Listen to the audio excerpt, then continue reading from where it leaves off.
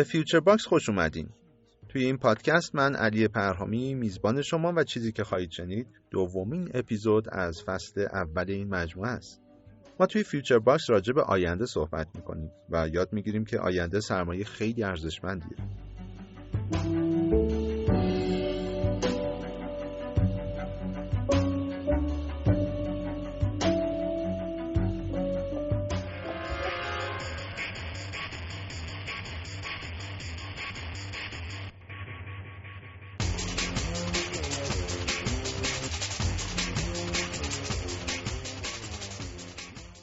اصطلاح اینترنت آف تینگز یا اینترنت اشیاء رو اولین بار 10-12 سال پیش توی شرکت قبلی که کار میکردم از زبون یک دوست و همکار تایوانی شنیدم.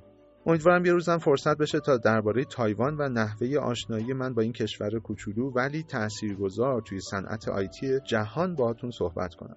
یادمونم نره که این کشور یه تاریخ خیلی جالب و شنیدنی هم داره.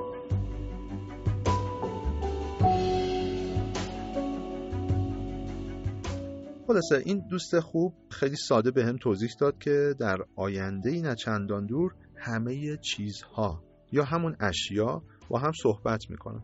البته نمیدونم دقیقاً اون موقع از کلمه‌های انگلیسی things و communicate منظورش همین اشیا و صحبت کردن خودمون بود یا با فارسی سخت باید توضیحش بدیم که اینترنت آف تینگز یعنی برقراری یک نوع ارتباط هوشمند دیجیتال بین زیرساخت‌های فناورانه در لایه‌های مختلف شبکه.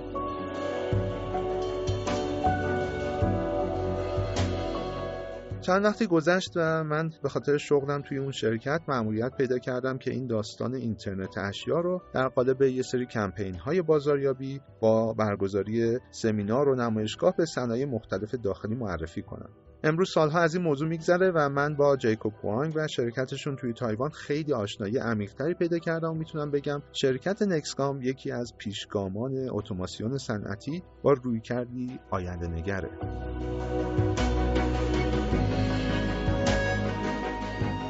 مهمون این قسمت از پادکست فیوچر باکس دوست تایوانی من جیکوب هوانگ متخصص IoT صنعتیه و نزدیک به 20 سال در این زمینه کار فروش و بازاریابی انجام میده. این صحبتایی که با هم داشتیم یه عالمه کیس استادی و داستانای هیجان انگیز توی صنعت تعریف میکنه که امیدوارم برای اهل فن مفید باشه و زمینه‌ساز اتفاقای خوبی در آینده قرار بگیره. یه توضیح پاورقی هم بدم که جیکوب قبل از دوران همهگیری کووید 19 تقریبا هر سال به ایران میومد و ما با هم از صنایع مختلفی توی شهرهای بزرگ صنعتی ایران بازدید میکردیم و جلسات متعددی رو هم با هم درباره اینترنت اشیا و کاربردش در صنعت داشتیم.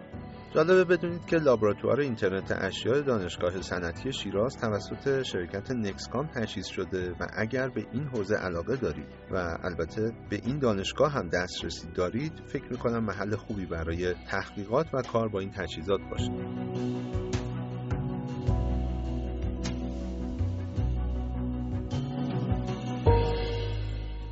خب با این توضیحات بریم سراغ جیکوب از تایوان و داستان‌های شنیدنی اینترنت اشیا.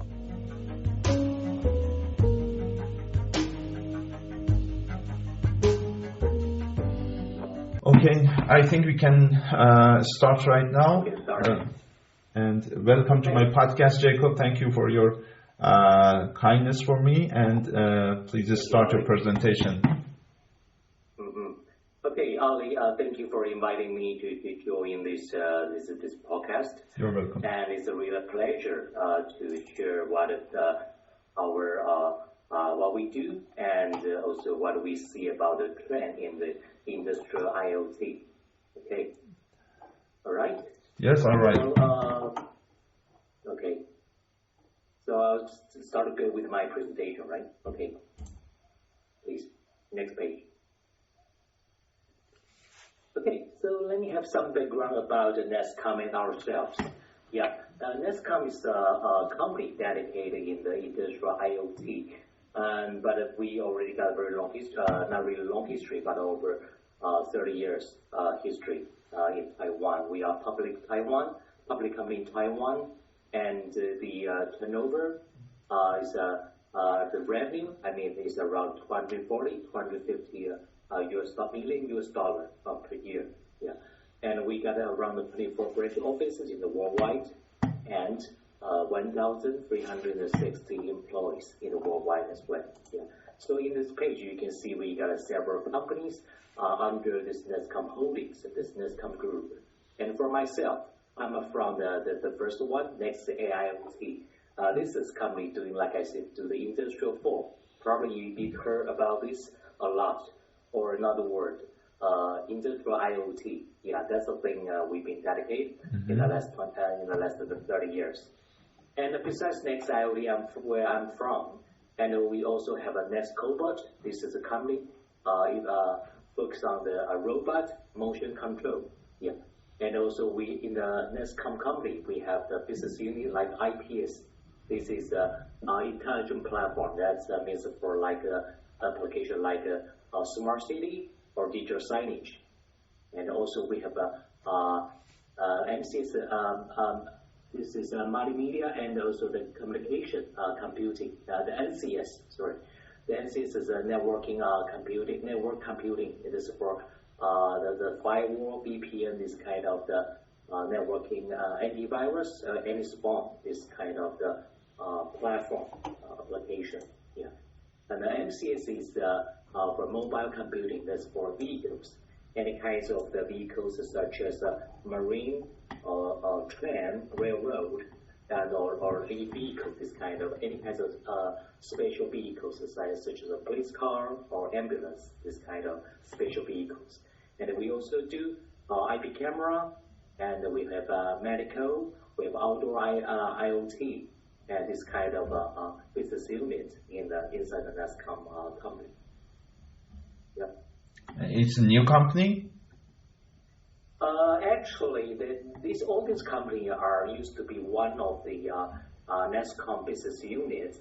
But since all these businesses are in a different approach and to the different markets, so we decided to spin off all these companies and to make it more dedicated and focused. So NEXCOM will become just a holding company. Okay, thank you, Jacob, for your introduction, and we can see other slides about the NEXCOM IoT, I think, yes? Yes, please. Okay, so back to the where our focus, I mean the Industrial 4, Industrial IoT. This picture shares our strategy and our market position in the automation world now. Yeah. Again, that's in the last 30 years, we focused on the automation product, but it was only focused on the hardware before. Yeah, but we are very successful. Like many other Asian companies, we are always starting with the hardware, PC, and the industrial PC, this kind of hardware product. But after success for 20 years, in the last 10 years, we thought about, okay, what's the next step? And this is when we heard about, okay, in Germany, there's one theory that's talking about the Industrial 4. This is called Industrial 4. It's talking about how to combine using IoT, this concept, this methodology in the automation field. And in the last 10 years, and this is all about, we focus only about not only hardware, but also software as well. There's a lot of different kinds of software needed to connect different pieces of the automation. Jacob, sorry I disturb you. Would you please tell us a little about Industry 4 before we go deeper on your slide? Please tell us about Industry 4, what it is, and okay. Yeah, thank you. Okay, yes. Industrial 4, well, it's relevant, of course, before Industrial 4, we still have the Industrial 1, 2, 3. Yeah, yes. Industrial 1, 2, 3. I think the Industrial 1, I think you probably read a lot of this in the history book.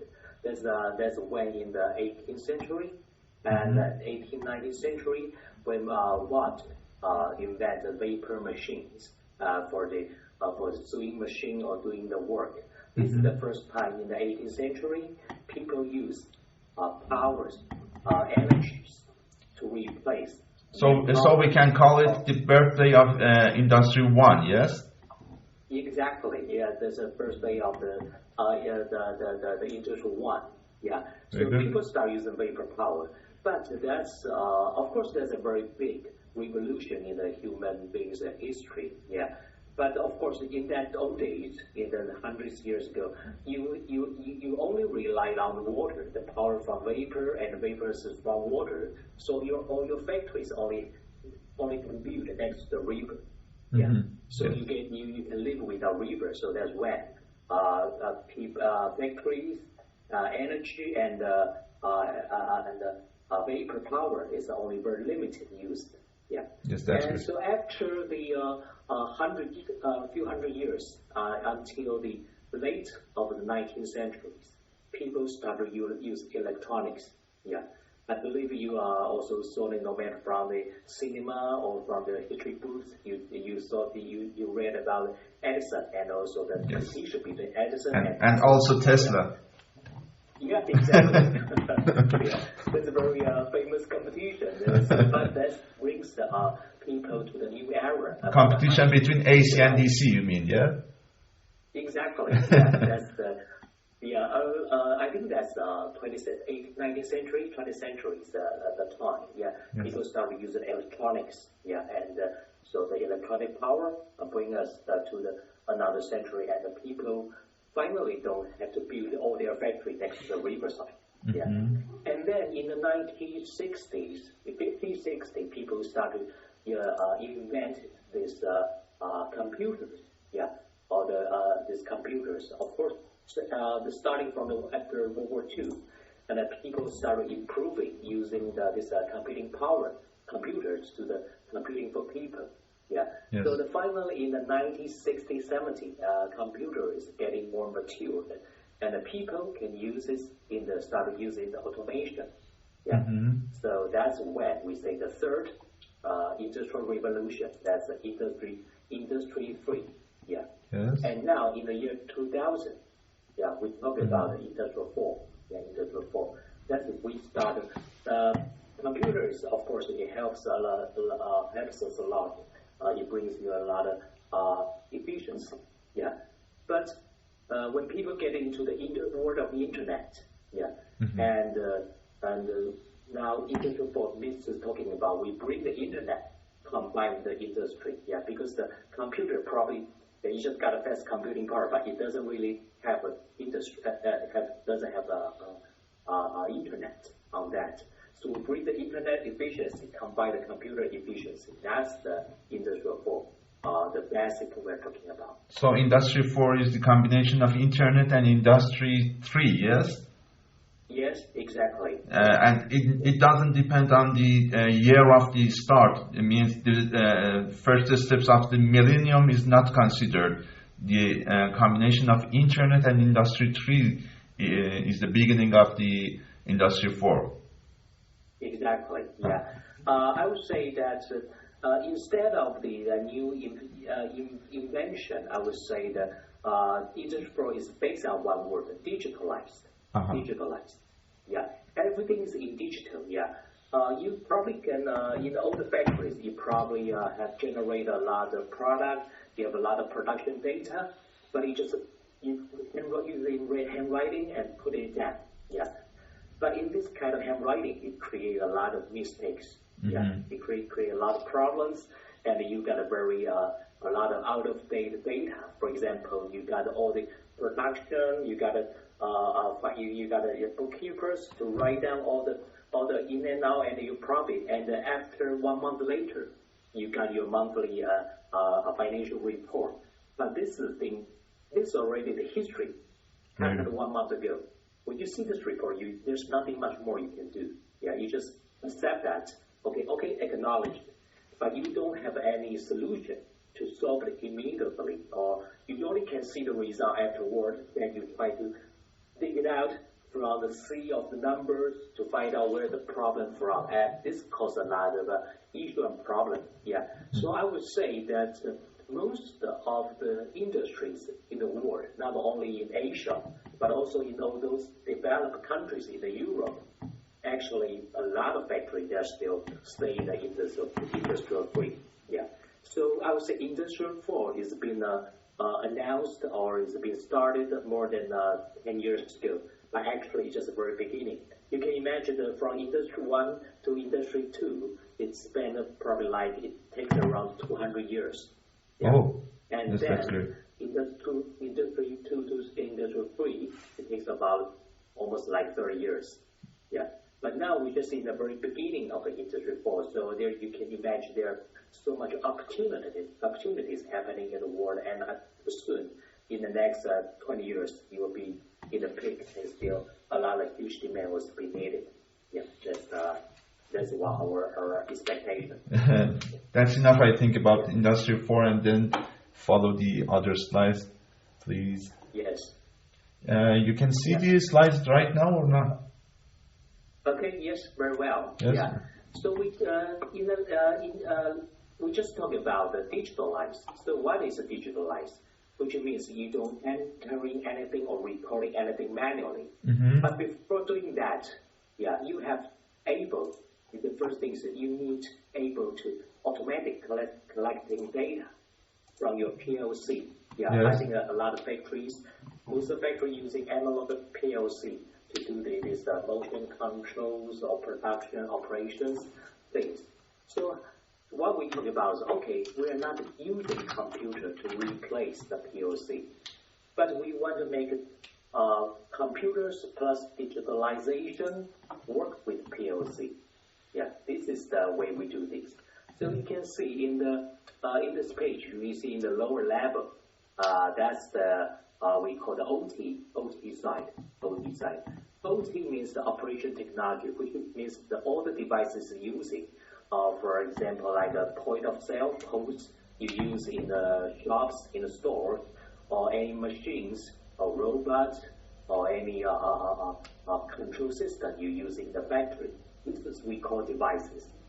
This is the OT. This is the basic level 1, level 2 product you face. And you have to start to collect the data from the bottom and then button up to the middle side. You can see we are, this is where we are positioning ourselves. We create a lot of this kind of the gateway. Yeah, gateway. Yeah. Yes. Gateway means we collect data from all these OT devices. Then we can upload it to the standard, no matter it goes to the edge server, connecting to your BI or connecting your ERP and your IT product or your MES system for the production. Yes, I see. Or you can visualize that and send the data to the, of course, now we talk about AI or cloud, or the data, you can have the AI in the cloud and do this smart machines and have this machine learning for enhancing your production. Yeah. So, but no matter what, the first thing you have to do is to digitalize. Yeah. First thing, without digitalizing, it's impossible to do anything further. Yeah. So I think that in recent years, no matter, I think one of the biggest players, Siemens, they talk about digital twins in the factories. Mm-hmm. Which means you have the physical factories, but meantime you have the digital factory, which means the factory is combined, is composed by all kinds of data. Yeah, you have all the data flows in the different levels, which makes the whole production more efficient. And most importantly, you can see all the data in real time. So no matter the factory operation or robot or machine, it's all the same. Yeah, you have to do this digitalized. It's a very, good expression. The twin. Would you please talk about the twins a little for our audiences? Okay. Twins means like the physical one. For example, in the OT side, you have one, for example, very big CNC machine. Yes. Yeah, you can see you got CNC machine. So this means your physical one, your physical existing of the product of the machine. Yeah. So, but what means the digital twins of this machine? Mm-hmm. Which means the data, all kinds of data from this CNC machine. Your operation efficiency, your downtime, the status of this machine environments, like the temperature, the thermal, your operation, and your input and output. This kind of data composed is a digital of this machine. Okay, so that's what we call it. The digital twins, the physical one and digital one. Is it similar the avatar of the object in computer? Yes. Exactly. Yeah, exactly. Yeah. You have another virtual world to go with you. Yeah, but it is a physical one we work with, we're using. But another one you can see, it only existing in the data. Yeah. Very good. Thank you. Okay, follow. Yeah. Go on, please. Okay, please. Yeah, next page, please. Okay, so we'll talk about, of course, for the owner of the factory, they say, digital, yeah, sounds very good, but also very expensive. Yeah. Yes. We want to digitalize everything, and I must pay huge money. And so the owner, the first question from every boss, every owner, say, what's the ROI? I will see the return of interest. Yeah, I think that every shareholders, every owner will ask about this. So from our experience, yeah, I would say the IoT factory is not a pie in the sky. Probably 10 years ago, 5 years ago, it's still very blurred, very your imagination. But now we are doing more and more in the worldwide. It's just the very beginning, but people is no longer doubt about this theory. But now in these years, especially after the pandemic, yeah, people is how to make it come true, how to use it, and besides how to use it, and we talk about what's the ROI, the efficiency, and what brings to you. So here you can see I'll give you some glimpse about the numbers. About 16.9, the market growth, the contribution, yeah, and 10 to 40% to reduce the cost, the production cost, and the 30 to 50% of the downtime will be less.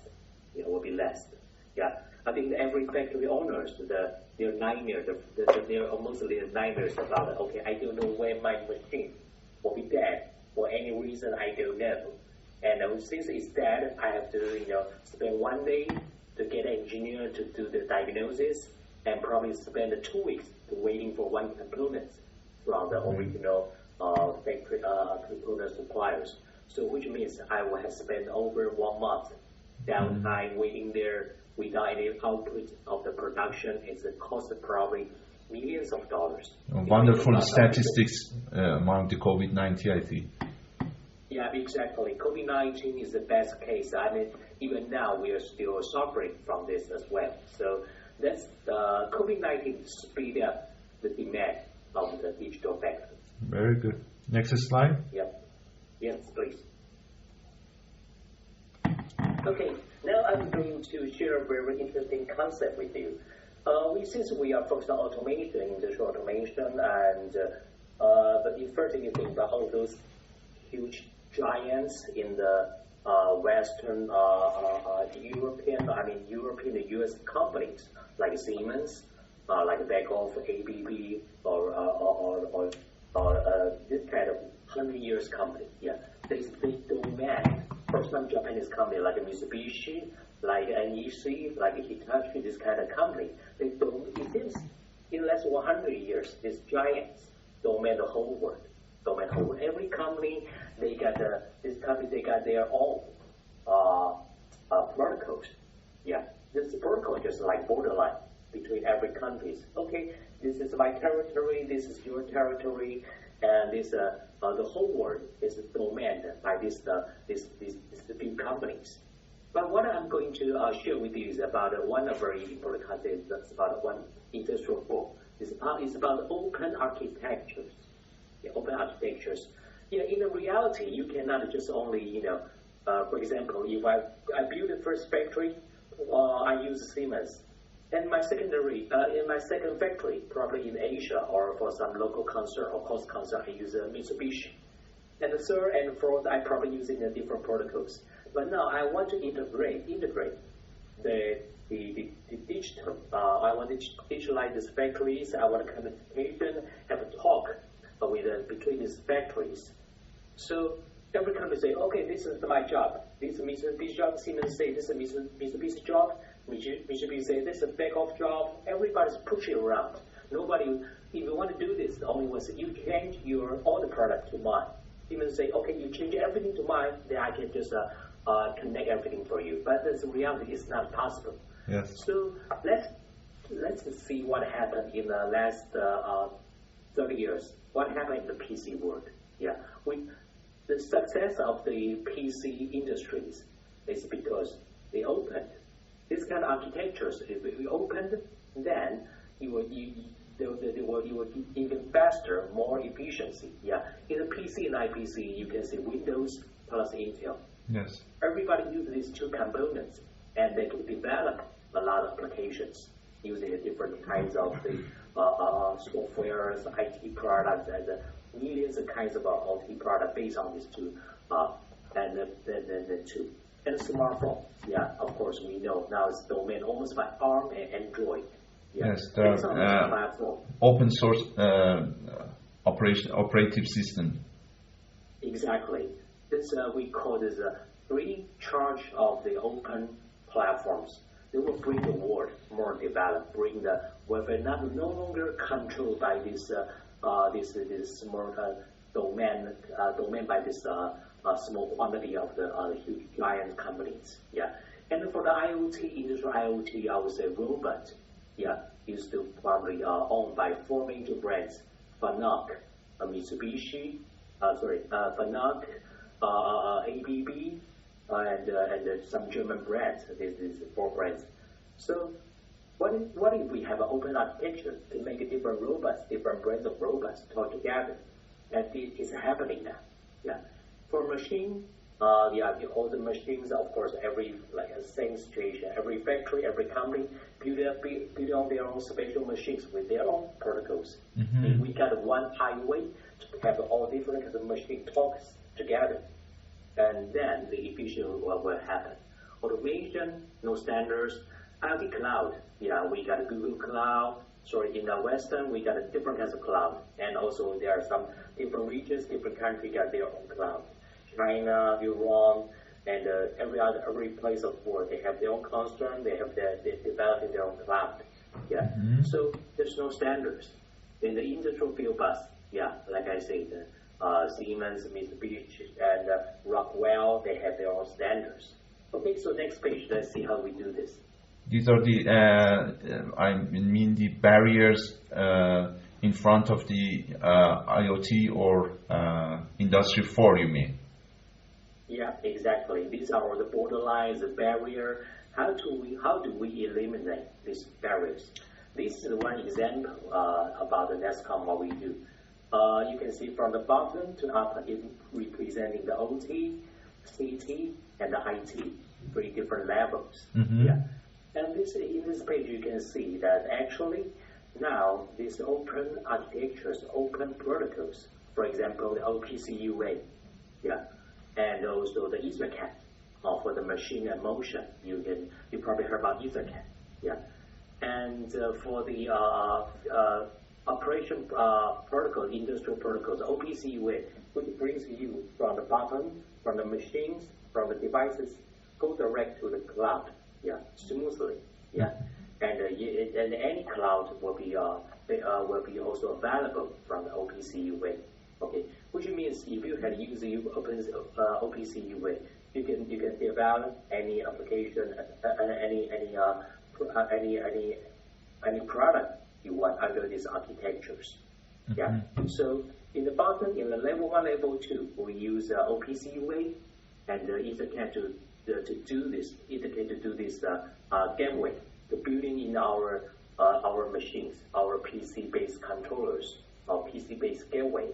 And we talk to the IT products, like I said, the ERP, MES, or even the different clouds. That's what we do. Very good. Yep, next please. Yep. Okay, so this is a smart machinery Ethernet ecosystem. Yeah, this is give you more detail about how we use Ethernet to work, to build a machine. Yeah, it's open protocol machines. Yeah. So based on EtherCAT, you can find now in this year you can see a lot of devices. They have no choice but forced to follow this EtherCAT protocols. Yeah. For example, before Mitsubishi got a CC-Link, or that's or BNR or the Bosch, they got their own protocols. But now because the power of the open architectures, this company had to build the product besides for the open EtherCAT protocols. Other than their standard protocols, they have to parallelly exist for different protocols, for the open one and closed one. And the open one is getting bigger and bigger market share in the world. Mm-hmm. Yeah. So you can see no matter machine or I/O or server drives or robots, now they all support the EtherCAT now. Very good. Yep. Next, please. Yep. And of course, this is in some case we are based on we call the NEXCOM GMC, General Machine Control, and the NEXCOM GRC, the NEXCOM General Robotic Control. It's all based on the platform of the EtherCAT. And based on EtherCAT, we developed this application to make your machines working, and also the most important, you can maintain by yourself. You are no longer kidnapped by these big brands or big factories. Whenever you call them for maintenance or you call them for the support, they charge you in a high price, or they always got thousands of excuses not for your machine to talk to other machines. Yeah, great. Because it is just like an open the opportunity to their competitors. But under the open architecture, you maintain by yourself. You don't need to worry about, okay, I kidnapped by this brand. Very good. Next, please. Yep. Yep, this is the case. We see now before robot sounds like very high technologies, there's a very only a few players in the world. I say like for family, the Fanuc, Yaskawa, the German brands and ABB, these players. But now you can see there's 100,000 anybody can build their own robot brand. Yeah, because the mechanical parts of this arm is no longer a secret. Yeah, you can buy this kit, this part from China, from Asia, or from every independent shops or works or labs. Yeah, yes. To do this. So the common of all these brands I show you, there's one common thing: EtherCAT. Yeah, you build one EtherCAT protocol, you can use any brands of the robot you want. Yes, true EtherCAT. Yeah, true EtherCAT. Yeah. Very good. So, like I said, you don't need to be worried. You don't need to worry that you are factory kidnapped by single protocol or single brand or single product. Yeah. You control the EtherCAT and you can maintain by yourself and choose the product suited for you the best. Very good.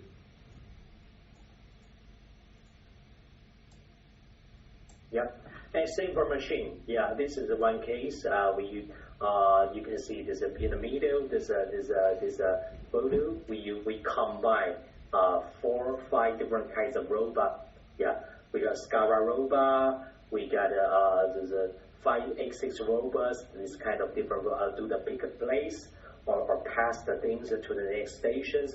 And to make this different this kind of product line, you just want work. EtherCAT open architectures. Yeah, there's a lot of all kinds of possibility for you to build your own production line based on your demand.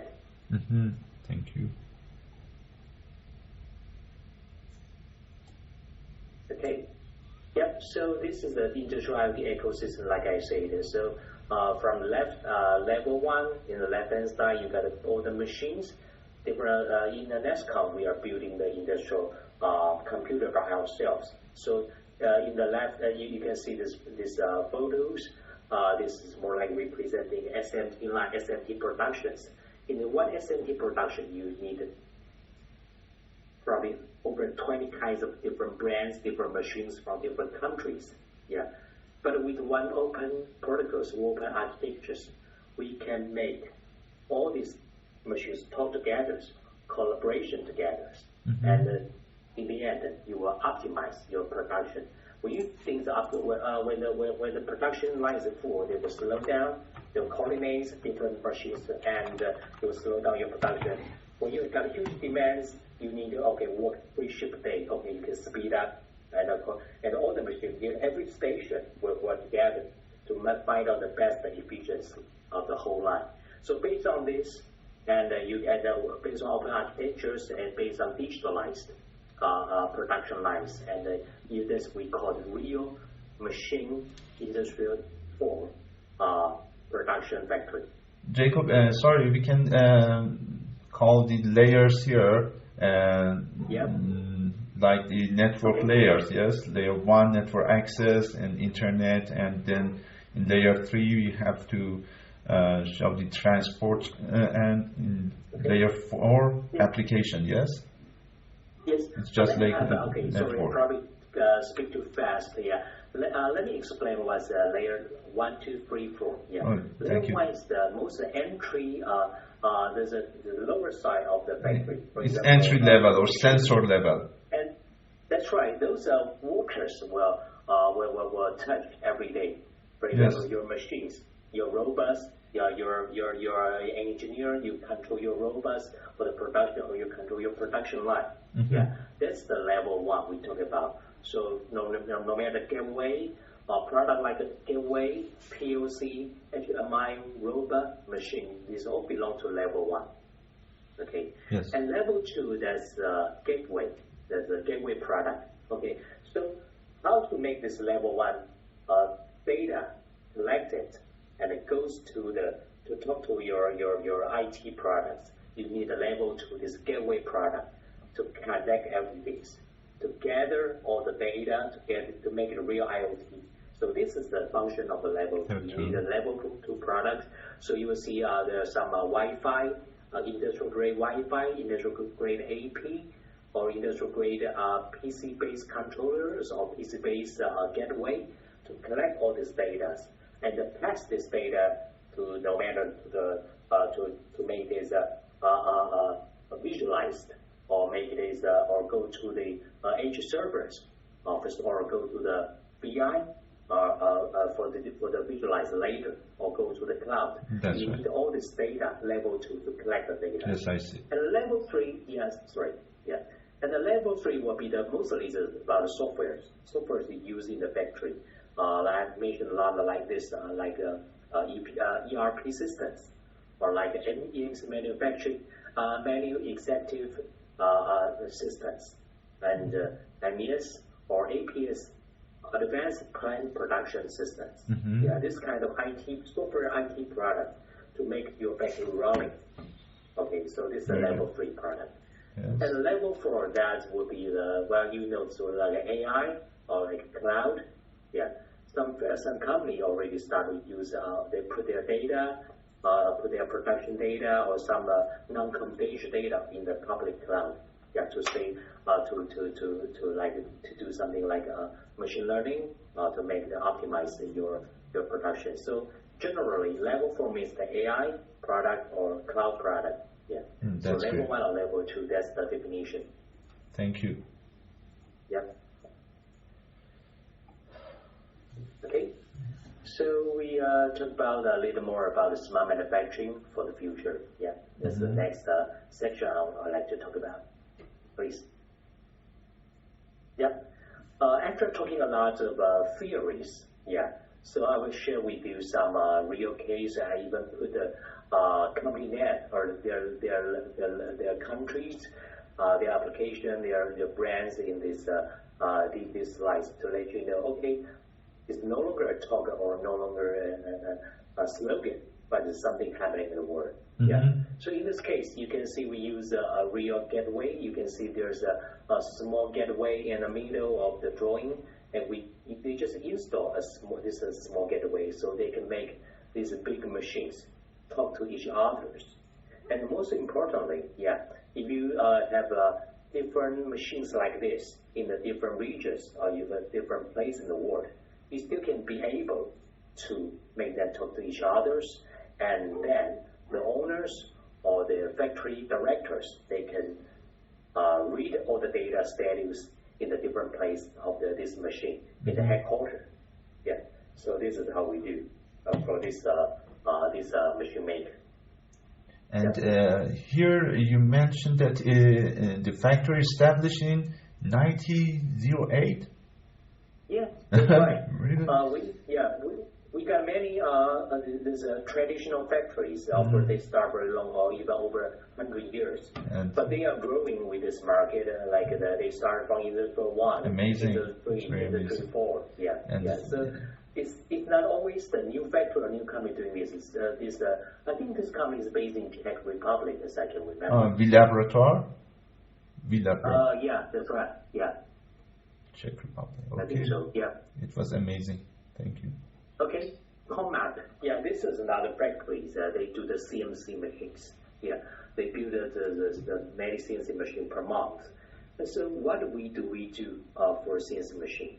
Yeah. So now this is the case we talk about digitalized. How to digitalize digital twin the CNC machine. Yeah. So the easy thing is we make all the data from the CNC machines digitalized. Not only digitalized, but we make it visualized. Yes. Visualized. Yeah. After digitalized, we can monitorize it in visualize. Exactly. Because one of the issues now is after you collecting a lot of data, how you use it. Yeah. You are not just only collecting data, but you have to turn this data become your KPI. From the data become the information. That's the key thing. Yeah. Very good. Without this, so this is the thing we have to work to talk to the owner to define what is your KPI. For example, I want to see this CNC machine's efficiency or output, or the status, running status, all the data showing this big HMI. That's how we do this. Yeah. And Comap, this is the name of the CNC machine. It makes a valuable platform to monitor or to manage the company, I think. Yeah, that's right. And most importantly, you probably have more than just one CNC. You're probably using several CNC. And then if you connect the CNC and see the data, yes, you can optimize the production output of your product. Skoda. Yeah, Skoda factory. Yeah, Skoda factory use a very similar product. Yeah, from NEXCOM. Yeah, they build again. They use our panel PC. They use the panel PC. They do very similar function. They use this dashboards and the dashboard of every machine and every robot. They're showing on our dashboards. We already collect data and show on the dashboards so you can see the KPI. Or the production status of every machine, every station. Very good. Yeah. Another CNC machine. Yeah, this is one of the biggest. There's machine makers, and they are based in Germany. And we, of course, in one of our biggest CNC machine, we put a small gateway and one small HMI. Then we can show all the data on this CNC machine. Yeah, another case where Fair Friend Group. Yeah. Yeah, you can make it make this this KPI as is visualized. Become an easy reading drawing. Easy for you to tell the performance of the machine. Yeah. Okay. That's the production line and after, besides the machine, in the level 1 machine, now we have, like I said, we have different kinds of machines. Yeah. And also different conveyors or robots need to work together. Yeah. This is how we make things work together. And in the lower level, controllers and machine control, we use the Ethercat to control different machines, robots. And collecting this data by gateway, then we use OPC UA, this protocol, to go to the cloud or through OPC will make it visualized. Very good. It's very important in motion control. You have a conveyor, but you need a smart conveyor in recent years. Yeah, that's right. Yeah, you can get the data, control the speed of the conveyors, and then you can get a very solid number of the output. Yes. Yeah. Yep. Yeah.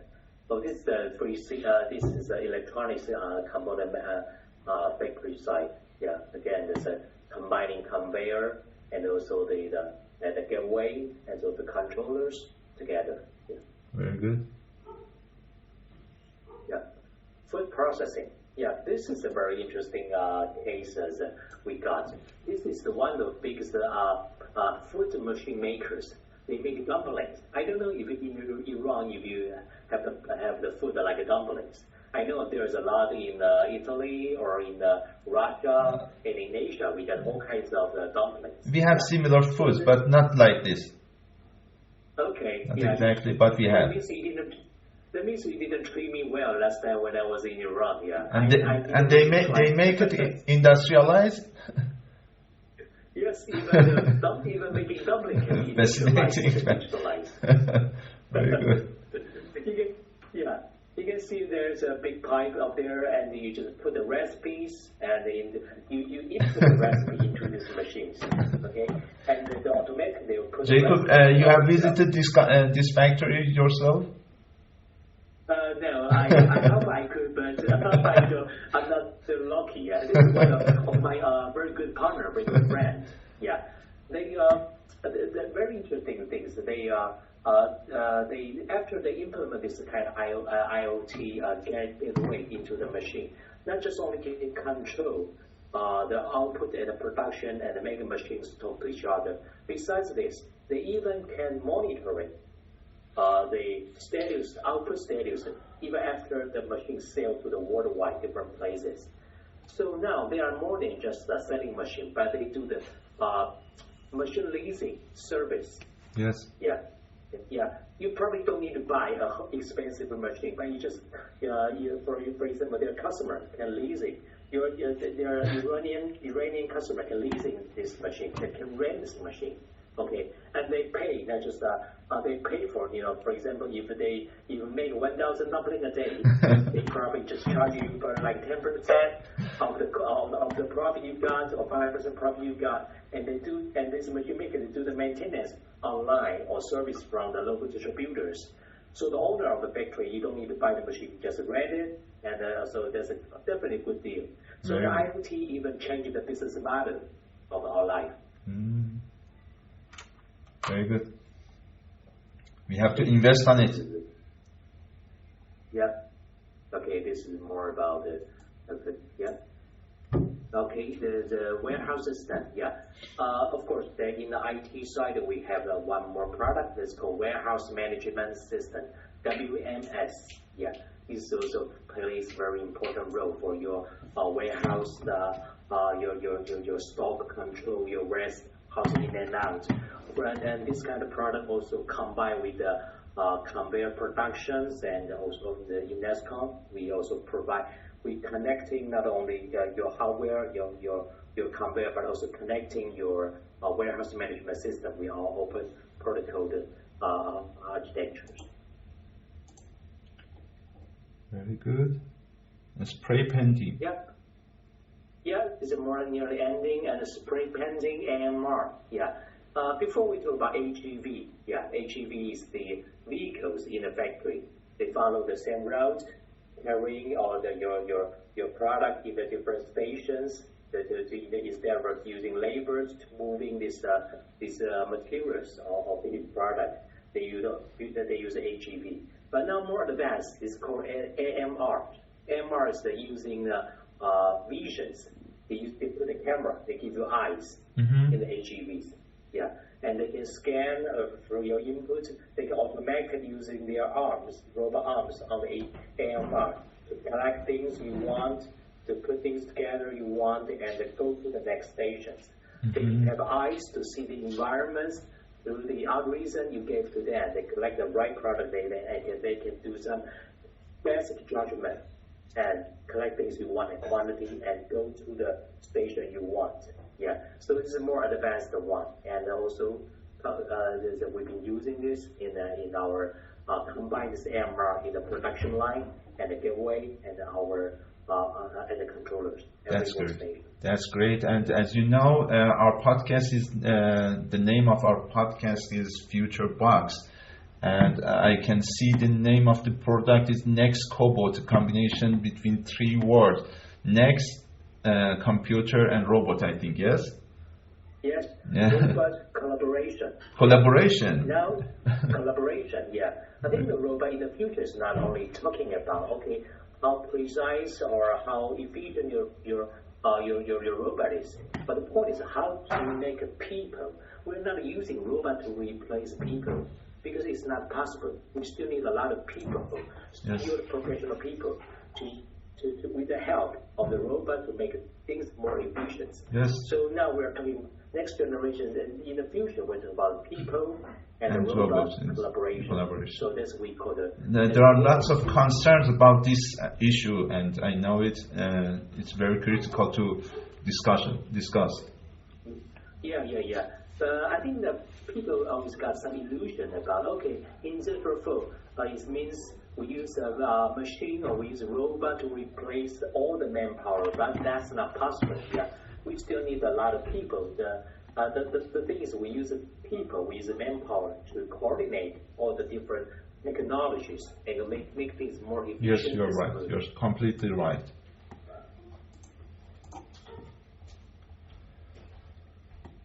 Oh, enterprise war room. Yes, that's the war room we use in our own factory. Yeah, actually now it becomes the most profit business, one of the most profit business in the NEXCOM.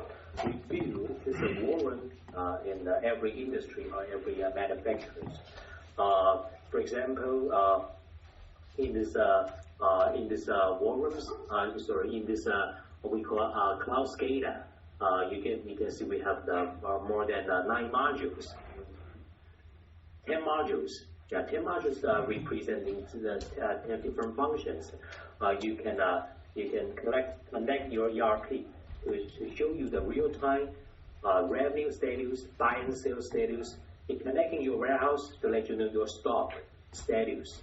Yeah, connecting your production, you can see the operating cost and operating status. Connecting your financial, you can calculating your real-time operating cost and your profit real-time. Yeah. So and also surveillance, connecting the camera in your factories, and you can see the real-time the working production line, every station status, and if any people making any mistake, or make it a data log. Whenever you got some argument in the quality argument with your customer, you can have this camera data log show them, if we added which day is and the year 2022, May 15th, 2 o'clock p.m.s. Which customer, which operators doing what kind of things in the quality control. Yeah, so this is the things that we can do this in the real world now. Yeah. That's great. I mean, in short, you want with traceability. Yeah, traceability make things.